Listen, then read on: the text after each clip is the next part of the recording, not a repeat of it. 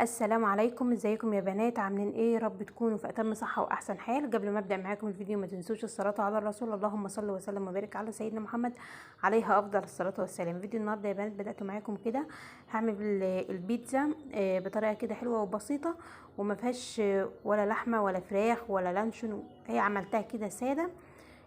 هي طلعت في دماغي كده مره واحده، فقلت ان انا اعملها. ما كانش عندي لحمه مفرومه، فاستسهلت يعني ان انا اعملها بالخضار والجبن بس، مش اكتر من كده، عشان تكون بسيطه وكمان ما تكونش مكلفه عليك. هقول لكم كده على العجينه بتاعتي. معايا كيلو من الدقيق، وعليهم معلقتين كبار من السكر، وعليهم معلقتين كبار من الخميره الفوريه، وعليهم رشه ملح، وربع كوبايه من الزيت، ونص معلقه صغيره من البيكنج باودر. وعجنت كده البيتزا بتاعتي باللبن. كان عندي لبن منقطع يعني، فرحت عجنت بيه كله، ما ضفتش اي ميه خالص للعجينه. لو انت هتعجني بميه، فتحطي مع الميه كوبايه من الزبادي، علبه الزبادي كده اللي احنا بنشتريها ديت، هتخلي العجينه بتاعتك حلوه كده وهشه وجميله. طبعا العجينه بتاعتي عجنتها وما شاء الله ما كملتش حاجه واختمرت، وبدات كده ان انا افردها معاكم. باخد كده الكوره يعني قطعه كده على قد الحجم اللي انا عايزاه، حجم البيتزا اللي انا عايزاه. عايزاها كبيره عايزاها صغيره، على حسب الحجم اللي انت عايزاه. فانا كنت هنا جبت الصاج بتاعي وبدات كده. الصاج دوت هياخد 2 يعني، هعمل عندي صاجين كده فهعمل فيهم. قلت عشان ما اقعدش اعمل في صواني كتيره يعني وكده، استسهلت حكايه الصاج. الحشوه بتاعتنا هتكون هحط طماطم، وهحط كمان فلفل اخضر وزيتون وجبنه، نوعين جبنه يعني، جبنه موزاريلا وجبنه رومي مبشوره. بس كده، هي ديت الخلطه بتاعتي اللي انا هحطها للبيتزا. لو عندك انت فراخ، عندك لانشون، عندك لحمه مفرومه، على حسب ما تحبي. هي العجينه واحده، وبعد كده انت حطي اي اضافات انت عايزه تحطيها حطيها، لكن هي طريقه العجينه ما فيهاش اختلاف يعني. فردت كده بالشكل اللي انتوا شايفينه ده. وكمان انا ما عملتش صلصه يعني، استسهلت كده، حطيت كاتشب يعني. فقلت كده عشان تكون الحاجات بتاعتي سريعه وبسيطه، وما تاخدش معاكي اي وقت. لو انت حابه تعمليها يعني بالطريقه ديت هتكون حلوه معاكي، وطعمها مش فارق كتير يعني باللي هي باللحمه او بالفراخ. طبعا بعد ما فردت العجينه بتاعتي بالشكل اللي انتوا شايفينه ده، جبت كده الشوكه بتاعتي، بدات ان انا احط اغرزها كده بالشوكه، عشان خاطر لما تدخل الفرن ما تعلاش معايا وتبقى تبقى شبه الفطير المحتمر كده. لا، انا عايزاها تكون السمك بتاعها يكون حلو كده زي اللي احنا بنشتريها من بره. فبغرزها كده بالشوكه زي ما انتم ما شايفين.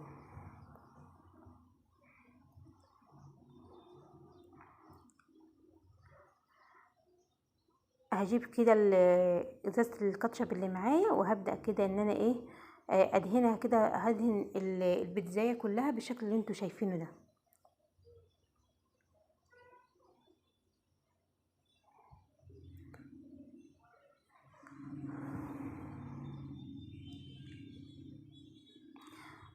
انا حبيت ان انا اعملها معاكم كده النهارده كده ان هي ساده يعني، عشان خاطر يعني بوريكم ان احنا ممكن نعمل اي حاجه في البيت باقل الامكانيات يعني، وباقل التكلفه يعني، عشان ما نكلفش نفسنا جامد يعني، ونحط فراخ ونحط لانشون ونحط لحمه. لا، هي اهاب الخضار، وكان طعمها ما شاء الله كان طعمها حلو يعني. وكمان هشوفوا شكلها بعد ما تطلع من الفرن. حطيت الكاتشب بالشكل اللي انتوا شايفينه ده، وجبت الطماطم، انا كنت مقطعاها قطع صغيره كده، وبدات ان انا احط الطماطم بتاعتي.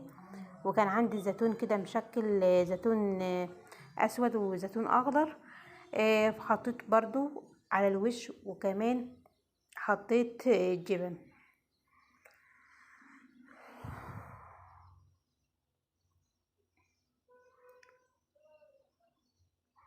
انا بحب كده اسهل كده الموضوع على نفسي، وما بحبش الحاجات اللي هي الصعبه خالص يعني. انا بحب الحاجات اللي هي تكون سهله وبسيطه يعني.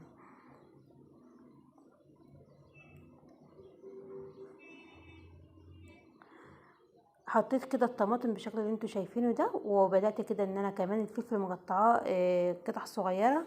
بدات كده ان انا اخد كده الفلفل واحط كده على الوش.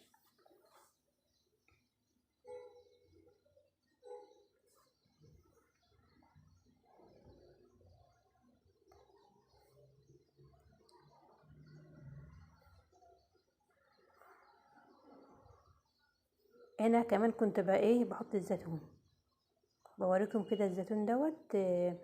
انا كله ده كان عندي بواجي، يعني كان عندي بواجي جبنه في الفريزر، وكان عندي الزيتون برضو بواجي من مره كنت عامله يعني مره قبل كده يعني، واتبقى عندي زيتون واتبقى عندي اللي هو الجبن. فالزيتون لما بيتبقى عندي اللي هو الزيتون المخلي ده بحطه في الكيس كده واحطه في الفريزر، بحيث ان انا مثلا تيجي مره تانية اكون عايزه اعمل بيتزا زي كده الاقيه جاهز عندي. طبعا وانا ولا حطيت، ما ضفتش ولا ملح ولا اي حاجه خالص للطماطم وللفلفل. استكفيت بالزيتون وبالجبن اللي معايا.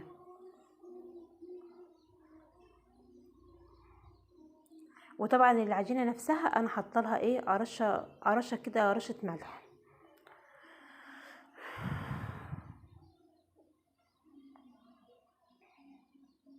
ممكن تعملها بالطريقه ديت وتعمليها كمان صغيره خالص، الاولاد ياخدوها كده معاهم المدرسه يعني بدل السندوتشات وكده. فممكن تعمليها تاخدي كده قطعه من العجينه وتعمليها ميني بيتزا صغيره، وياخدوها الاولاد معاهم المدرسه. بتكون يعني موفره عليك يعني وكده، وتكون جاهزه كمان الصبح بدل ما تقومي تعملي سندوتشات وكده، فتكون جاهزه معاكي.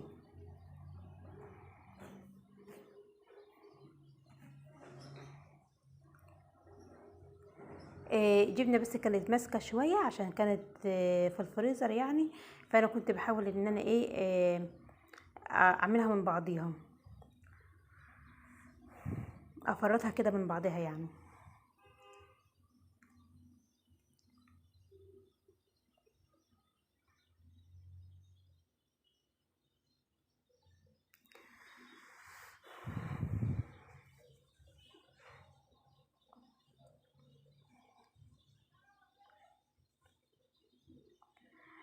ادي كده يا بنات، بعد ما عملتها كده بالشكل اللي انتوا شايفينه، عملت الكميه كلها بالشكل اللي انتوا شفتوه ودخلتها كده الفرن. بس انا محبتش ان انا اطول عليكم يعني، انا وريتكم بس اتنين بس كده، وعملت باقي الكميه انا كده مع نفسي بوريكم كده شكلها، وكمان شكل التسويه بتاعتها من تحت عامل ازاي. شايفين منظرها ما شاء الله، كانت حلوه وكان طعمها حلو، ويعني ومش مكلفه خالص خالص يعني احسن من اي حاجه تشتريها من بره. بصوا بوريكم كده شكل البيتزا بتاعتنا عامله ازاي، وكمان بوريكم التسويه بتاعتها. كيلو الدقيق بتاعي عمل 5 بالحجم اللي انتوا شايفينه ده. عملت كل 2 في صاج، واخر واحده عملتها كده في صينيه يعني، عشان خاطر يعني ما كانش فيه صجان تاني وكده، فعملت عملت في صينيه تاني. بصوا شكلها ما شاء الله كانت حلوه وكان طعمها حلو. هي الجبن اللي عليها مش كتيره يعني، بس انا حبيت يعني الكميه اللي كانت عندي حبيت ان انا اوزعها على عدد البيتزا اللي انا عاملاها، عشان خاطر يعني ما يبقاش فيه مثلا حاجه فيها وواحده فيها وواحده ما فيهاش.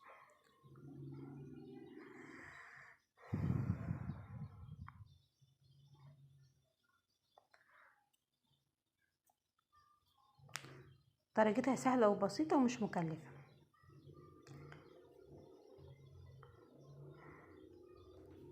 بس كده دوت كان تاني يوم يعني كان عندنا كان عيد ميلاد ابني، فحبيت كده ان انا اجيب له تورتيه كده وافرحه بيها.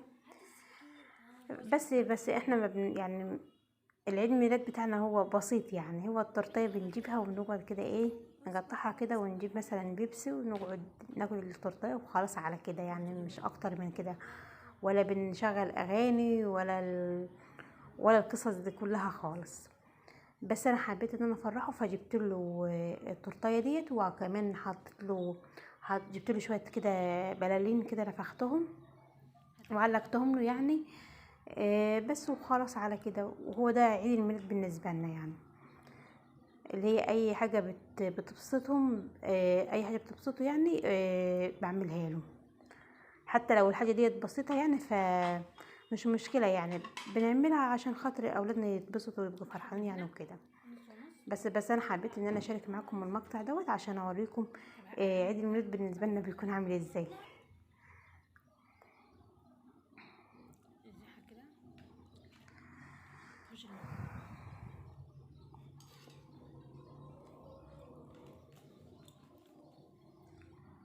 انا ما حبيتش يعني اعمل كيكه في البيت واعمل جلاش واعمل، استسهلت بصراحه ان انا اجيب اللي هي تورتايه كده وخلاص على كده، وما اقعدش مثلا اعمل كيكه واطول في الموضوع. لا، هي تورتايه وخلاص على كده، والموضوع ايه بالنسبه لنا كده انتهى.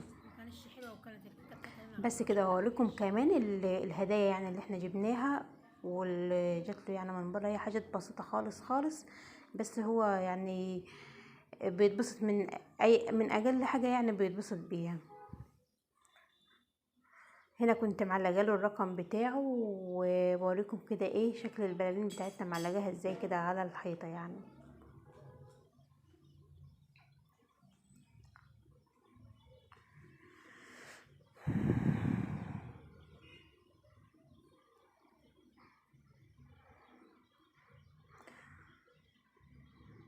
خلاص كده عيد الميلاد خلص، كلنا التورته وشربنا البيبسي وخلاص، والحمد لله على كده.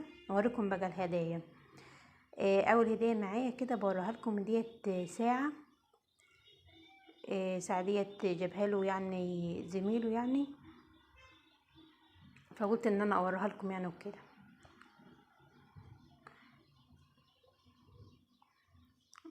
شكلها حلو وما شاء الله إيه يعني شكلها شياكه يعني وكده.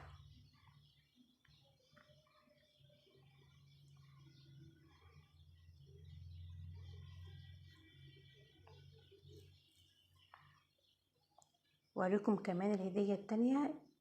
هي هديه بسيطه خالص خالص يعني، حبينا يعني ان احنا نفرحه بيها. وكمان شامبو ومزيل. بقولكم يعني ان هي حاجات بسيطة،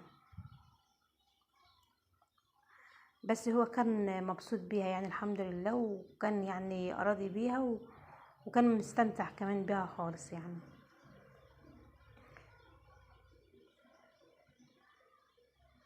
هوريكم هو اكتر حاجة يعني عجبته وكان مبسوط بيها يعني، هو تيشيرت الكورة.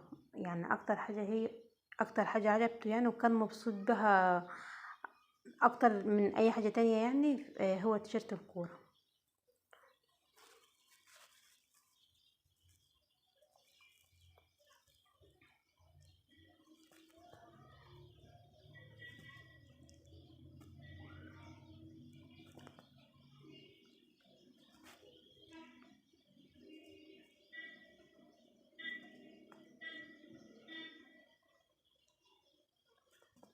الهدايا ديت هدايا بسيطة يعني.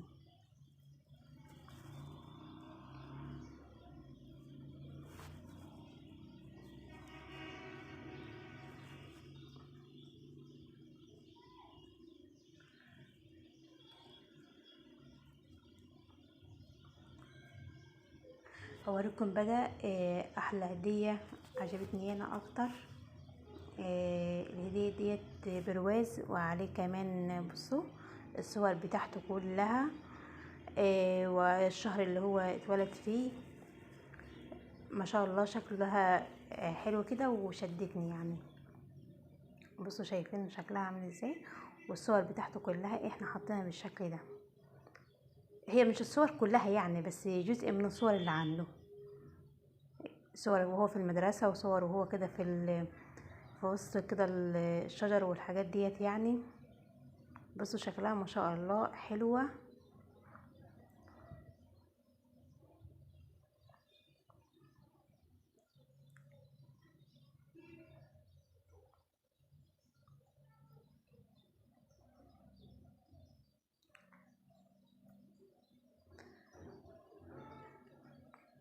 طبعا لو وصلت معايا لحد هنا يا ريت ما تنسينيش من اللايك واشتراك في القناه لو اول مره تشوفيني، وضغط على كلمه الكل عشان كل ما انزل فيديو يوصلك اشعار كده وتشوفيني كده، تشوفي فيديوهاتي كده على طول.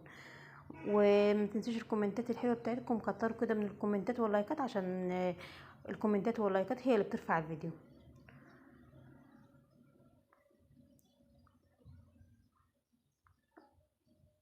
وعايزه رايكم كده في الفيديو بتاع النهارده، واكتبوا لي كده قولوا لي ايه اكتر حاجه كده عجبتكم يعني في الفيديو بتاع النهارده.